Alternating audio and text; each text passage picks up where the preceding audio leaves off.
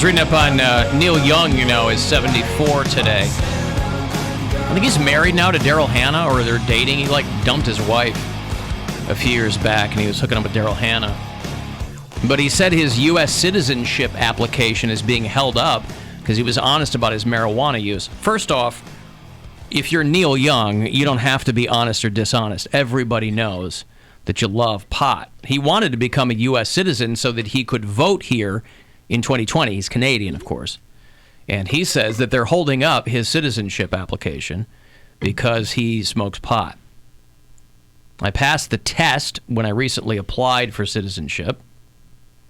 And then there was a conversation where you're asked a lot of questions. I answered them truthfully. And he said that he thinks that that's why it's being held up. Let him in.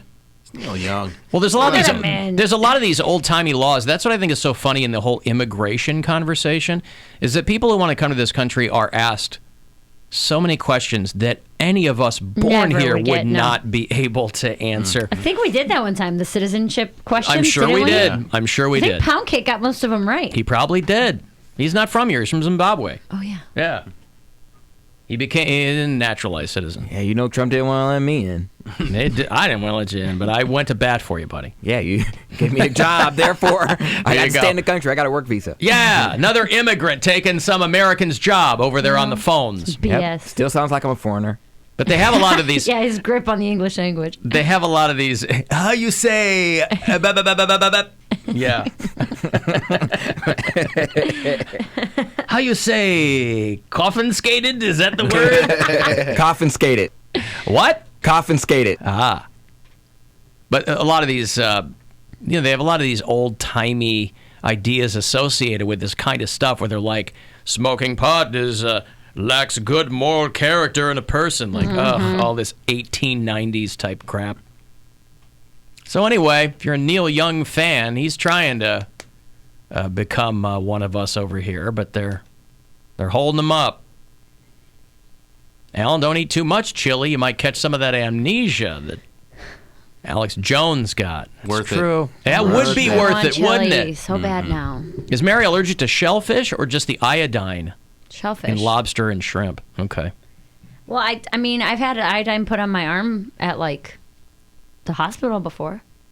That doesn't do anything. Alan, I'm currently burning a Sunday morning pancakes candle, and I have no regrets. You want your house to smell like syrup?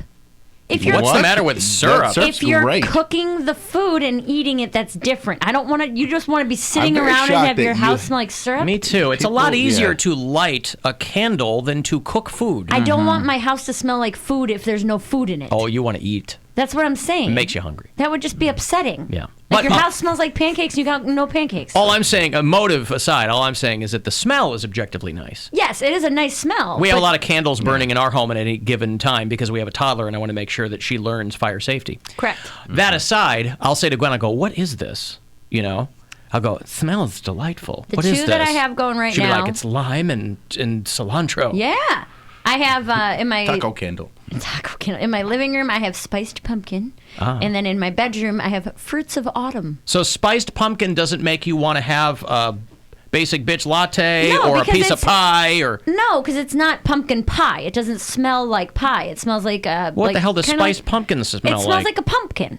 Nobody wants to smell pumpkin. It smells like fall. And then fruits of autumn, it's like cinnamon and apple. Yeah, and I get. Yeah. And I always think that the appeal of pumpkin as a flavor is the cinnamon that is in with pumpkin. Well, it's spiced pumpkin. If you said to somebody like, do you want a pumpkin latte? They'd go, no. Well, isn't the pumpkin filling that they use not even pumpkin? No, right. Well, some of it is, but it's pumpkin, but it's got sugar and cinnamon. Right, and, exactly. Okay. Things in it. I have I have one at home we just got. Poundcake gave it to me for my birthday. It's Tea Kettle Taco Bell. Ooh. And boy, does it. We never told them what the right thing is. Nor are we going to. That smells so good, To me, it's Tea Kettle Taco Bell. Tea Kettle Taco Bell. That's right. That's what the Chihuahua said in the old ads. That's what I'm going to continue to say. Good for you. See, he's putting his foot down. No information will not deter him. And how are we ever going to know that Chihuahua's dead? So he gone. R.I.P. Yeah, that Chihuahua is dead. So there's no way to know. There's what he simply actually no said. way to know. Alan, in all of my fantasies, Mary definitely knows what a clam tastes like. Listen, come I don't on. know what this... He clearly is not I said being I've had sensitive them to your before. shellfish allergy. Yeah. I've been to a clam bake. My favorite candle scent is lemon lavender. That's the one that if it's not like a seasonal type of thing, that's the one I'm always burning. It's my absolute favorite. I keep forgetting to move that trash can To where? to like the other side of the room, so it's not a live stream shot. Get out. What are you saying? I'm better than trash? That's the nicest thing you've ever said. Well, no Yeah. one wants to touch my vagina. You're welcome. I just was tired of people asking, why are there two Marys? Hey, I'm so nice to you all the time. You're not. She's cleaning up kidding your me? desk. We're almost and- done. We got to go through the filing cabinet, and it is looking good. Just thick enough to be uncomfortable to drink. That's how I feel about chili. That's right. There's some other videos. Who? Huh? Those videos that we Oh, found. geez, on Mr. Sweatpants DVD. old Bill Squire. What year are those from, do you think, That of was you from doing the stand-up? first year that I started doing stand-up. You're so 2004. 2005, yeah. I wasn't even alive yet.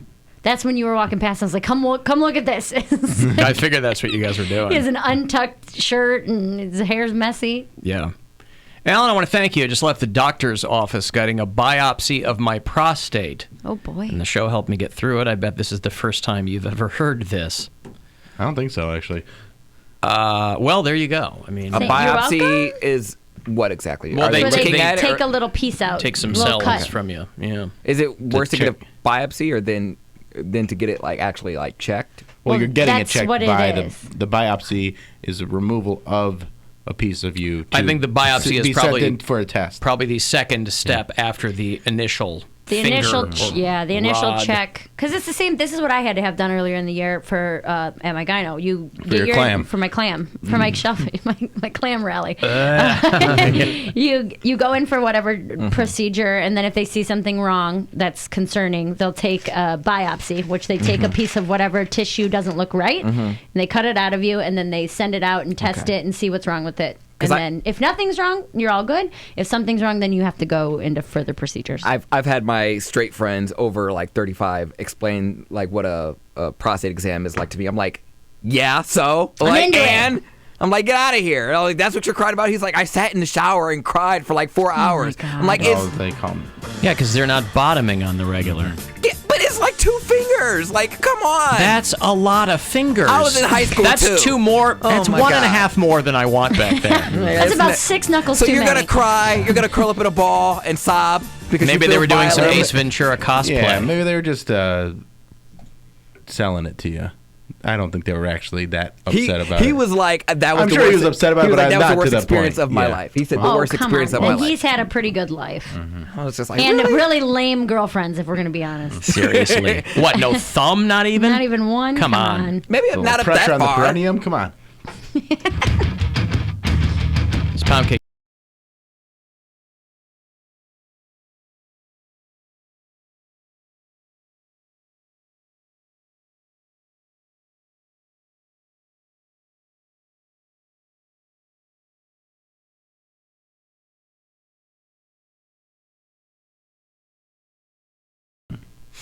Yeah, every time Dr. Berglund's in here, he'll be like, you're going to make an appointment pretty soon. I'm like, I know.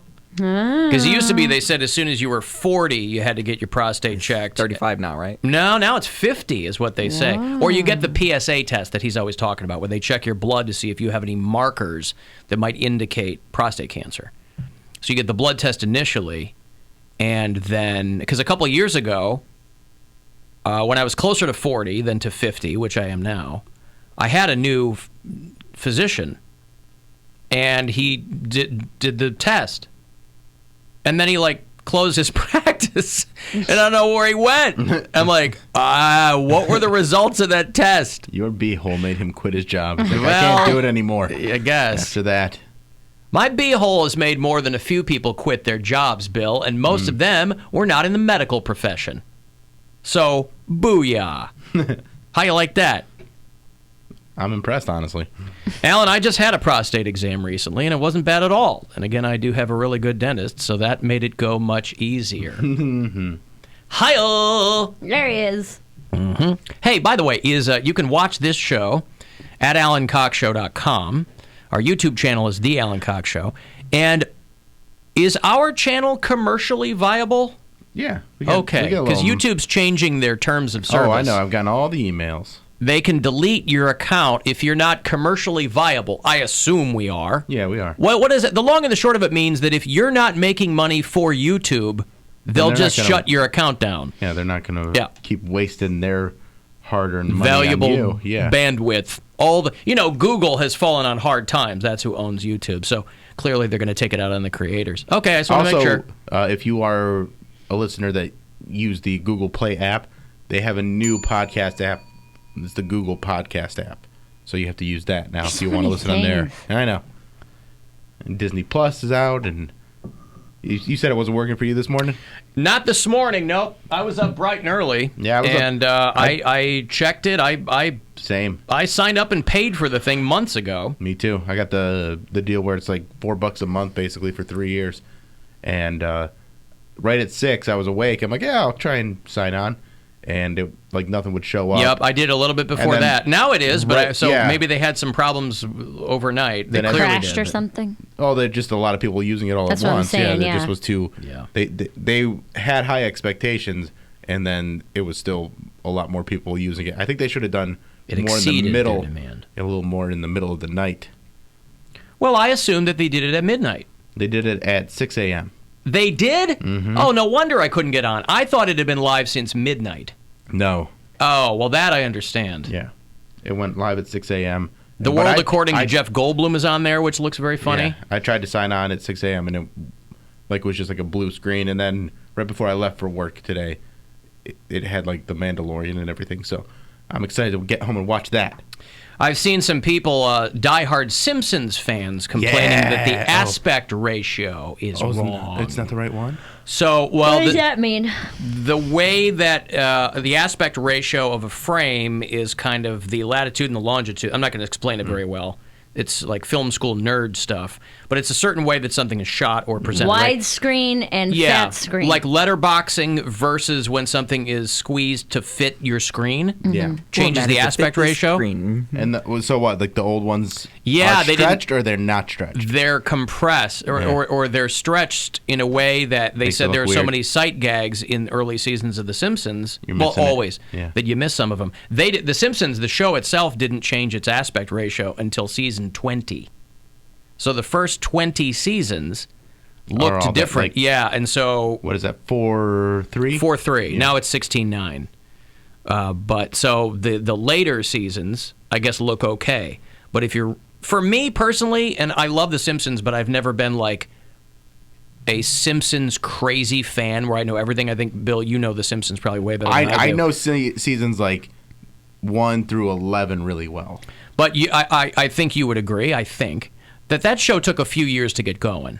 Oh, it did. Like first 5 seasons of The Simpsons, I was like, I would say season 3 through season 11 are the best seasons. Okay. And then there's some good seasons like since then, but those are like the ones that I grew up watching like on repeat and like have memorized. I watched it every night, and as a kid, I was really, really into it. And a friend of mine at school, we would quiz each other on the episode from the night before. So we would go into like middle school and be like, "How do you make something so fun?" It was our favorite thing, and we were just going back and forth, like, all right, who said this line from last night's episode? And what? That's what we would do. No, I'm not laughing at you. I'm laughing at Bill going, how can you make something so fun into learning? Yeah. It's not because he didn't like school. But anything informational. He heard the word quiz. Yes. And he went blind. That's right. He didn't like it. No, it was just 2 12-year-olds going like, well, but what color shirt was Apu wearing? You know what I mean? Mm-hmm. It was the same color shirt. Not in every episode, I bet. He probably wears a nice blue sweater at some point. I don't think he wears a sweater. I have no idea. So, I just booted up Disney Plus, and it looks like it's working now. I had no idea that it started right at 6. So when I went on at 5:30, no wonder I couldn't get on it. Okay. Nope. I thought I'd been up since midnight. Hey, Bruce. Hey, Alan, how are you? Oh, Bruce. What's up? Hey, man, we're talking about prostates a few minutes ago. I just want to I've had prostate issues since I've been 45, and I'm 52 now, and I was blessed with a large prostate. Good for you, exactly. And hey, they're not hacking samples out of your rectum. And what they do is they do go through your rectum for the biopsy. And what they're doing is they're taking needle samples through your colon, rectal colon, into the prostate. And you're knocked out for it. And what they do is they do somewhere about 13. I think I had 13 samples taken from the prostate. And then they did 3 extra samples where it was cloudy, where, there's possibility of something that in the future could happen. So they took 3 more samples there. And then pretty much they wake you up. Like, it takes like only about 15 minutes. It's painless. Listen, go ahead. No, the one thing you have to watch out for, and they do tell you this ahead of time, is when they're going through the rectum, there is chances of infection because they are puncturing the colon.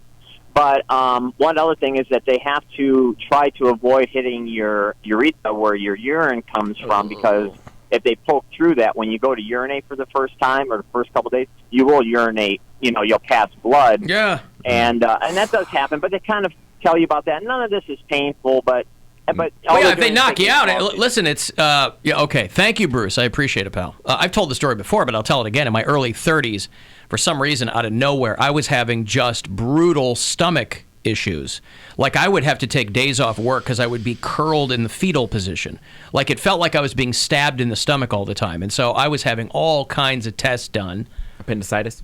No, your GI is a real tough area for any doctor to figure out what's going on, your guts, right? Because they're like... You can't really get in there. Well, you can get in there, but they're like, we need you here when you're having an attack. Yeah. We can't... So I was having all these tests done.